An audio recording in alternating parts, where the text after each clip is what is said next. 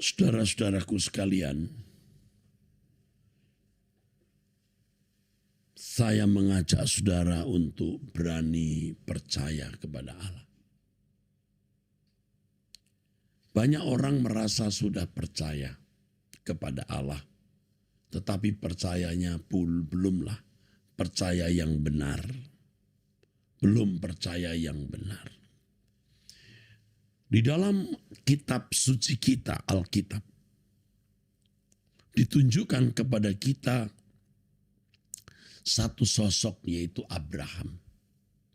Abraham ini berasal dari lembah Sumeria di kota Ur yang dipanggil oleh Yahweh. Ya, bukan oleh Allah mana-mana, Yahweh. Allah atau Elohim Yahweh yang mengatakan bahwa keturunannya akan menjadi berkat bagi banyak bangsa. Keturunan siapa, saudara? Abraham. Ya, yang kemudian melahirkan Ishak. Bukan nama lain, Ishak. Dan kemudian Yakub. Karena Yakublah yang kemudian memiliki 12 anak. Dan kemudian lahirlah bangsa Israel. Dan tidak ada bangsa di dunia ini siapapun yang memiliki pengalaman perjalanan sejarah seperti bangsa Israel. Pengalaman perjalanan sejarah bersama dengan Yahweh Elohim. Jadi sudah benar, tepat kita mempercayai Alkitab kita. Di situ tertulis sejarah perjalanan hidup bangsa Israel yang adalah umat pilihan Allah, keturunan Abraham, Ishak, dan Yakub. Dan dari bangsa inilah orang mengenal Allah yang menciptakan langit dan bumi, bukan dari bangsa manapun. Sebab tahun 1440 sebelum Masehi, Alkitab ditulis oleh Musa. Bukan siapa-siapa, Musa, keturunan Abraham, Ishak, dan Yakub, bukan keturunan yang lain. Dari bangsa itu, saya tekankan lagi, kita dapat melihat jejak Allah yang benar. Satu-satunya Allah yang Esa, yang menciptakan langit dan bumi, menciptakan Adam dan Hawa, dan seterusnya. Kita harus berani mempercayainya. Tetapi mempercayai dengan segenap hati. Mempercayai dengan benar, saudara. Kalau firman Tuhan mengatakan kasihlah Tuhan Allahmu dengan segenap hati, segenap jiwa, akal budi dan kekuatan, itu juga bermaksud mau menunjukkan atau mau mengajarkan dan memerintahkan kita mempercayai Allah dengan segenap hati, jiwa, akal budi dan kekuatan. Sebab tidak mungkin orang mencintai Tuhan dengan segenap hati, jiwa, akal budi dan kekuatan, lalu setengah-setengah percaya kepadanya. Tidak mungkin. Mengasihi Allah tidak terlepas dari mempercayai Dia. Orang yang tidak mempercayai Allah segenap hati, jiwa, akal budi, ya tidak akan bisa mengasihi Dia dengan segenap-segenap itu, saudara. Jadi saya mengajak saudara untuk percaya Allah dengan benar. Jangan merasa saudara sudah percaya dengan benar. Belum. Orang yang mempercayai Allah dengan benar, segenap hidup, segenap hati, pasti berani masuk kepada keadaan yang tidak wajar hidup. Tidak wajar hidup seperti hidup yang dimiliki manusia lain. Abraham, bapak orang percaya yang ditulis di Alkitab, memiliki perjalanan hidup yang dari perjalanan hidup tersebut, saudaraku.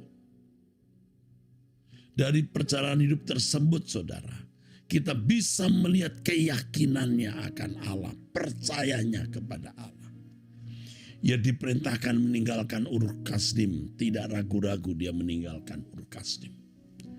Dijanjikan kepadanya anak yang kemudian keturunannya akan sebanyak bintang di langit dan pasir di laut. 24 tahun memasuki seperempat abad.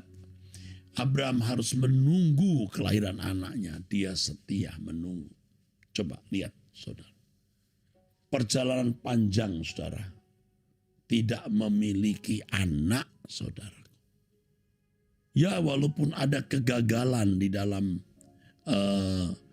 perjalanan hidupnya tidak sempurna. Sarah istrinya ya mendesak Abraham menghampiri Hagar. Salah satu budak yang diperoleh di Mesir. Ya, dari Firaun melahirkan Ismail. Tetapi Tuhan berkata bahwa anak perjanjian adalah anak dari Sarah, yaitu Ishak. Ishak akhirnya dilahirkan, saudaraku. Tetapi Abraham disuruh menyembelih anaknya Ishak di bukit atau gunung Moria. Saudara, di tempat itulah yang kemudian dibangun mezbah Tuhan, saudara. Jadi bukan di mana-mana, ya bukan di Wonogiri atau di Gunung Jaya Wijaya atau ada di daerah Danau Toba. Di Moria, jelas sejarah mencatat Ishak yang dikorbankan. Abraham melakukan saja apa yang Allah perintahkan tanpa ragu-ragu. Itu percaya yang benar. Kita pun harus mencontoh bapak orang percaya ini. Kita orang Indonesia, saudaraku. Tetapi di dalam iman kita menjadi Israel rohani. Ada Israel jasmani, ini umat pilihan Allah secara jasmani, keturunan Abraham. Tapi juga ada Israel rohani. Yang ada di Tiongkok, yang ada di Ambon, yang ada di Manado, yang ada di Jawa, yang ada di Sumatera, ada yang di Eropa. Bukan keturunan darah daging Abraham, tetapi memiliki iman seperti Abraham. Maka mereka juga disebut anak-anak Abraham. Saudara, hanya anak Abraham yang diperkenan oleh Allah. Ingat ketika Lazarus, maksud saya Sakius ya, bukan Lazarus. Sakius mempersembahkan separuh dari hartanya.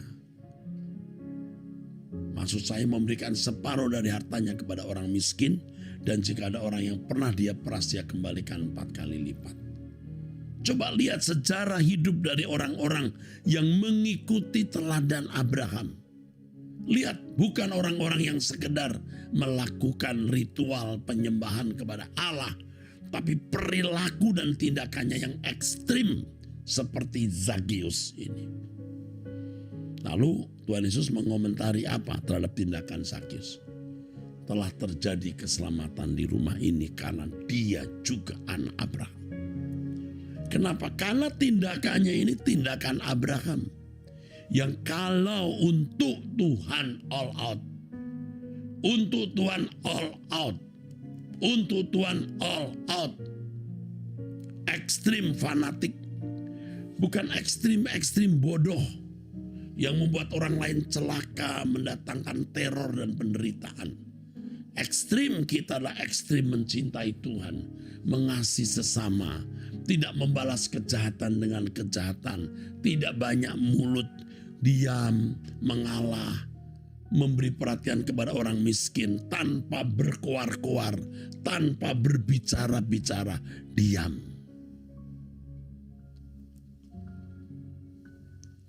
Sebenarnya mudah kok kalau melihat pendeta itu makan duit gereja atau tidak. Sangat mudah. Lihat saja rekening banknya. Apakah ada uang gereja masuk dia atau rekening dia masuk gereja? Cukup.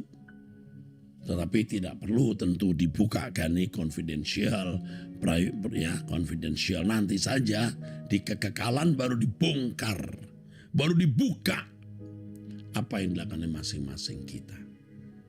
Lebih dari yang saya katakan ini, Tuhan pasti bicara kepada saudara. Mari kita ekstrim fanatik untuk Tuhan.